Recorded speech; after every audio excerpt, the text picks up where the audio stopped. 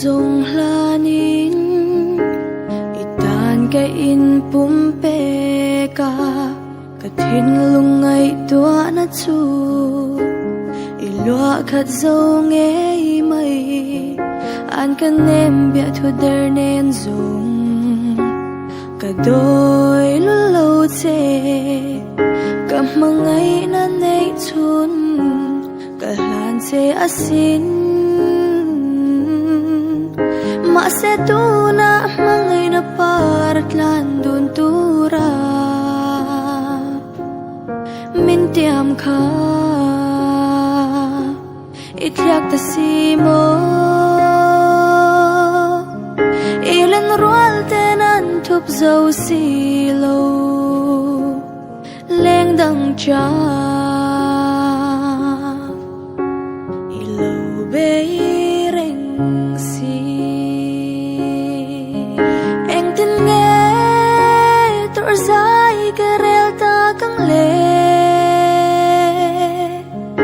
eng tin nghe len rual ma ka hoi ve ngam ta kang le ma se hey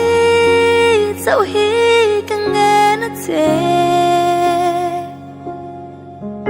mangai na ka hlan se kha min hlan kir lul ro chu tin nem ten ka tuar ma na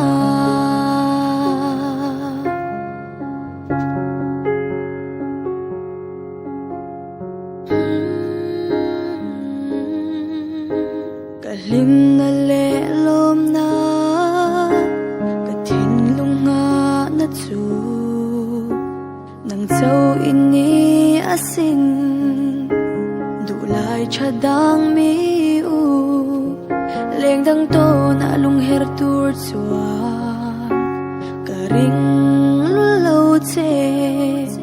kum twang mangai na rin om ka hlan che asin o eng tin min hlan thia mi don lung ruk si lo angur nun re ka yang zo lo mo tle dang to na lung her le ke zong e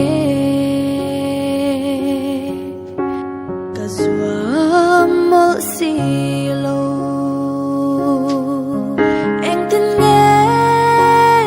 zai karel ta kang le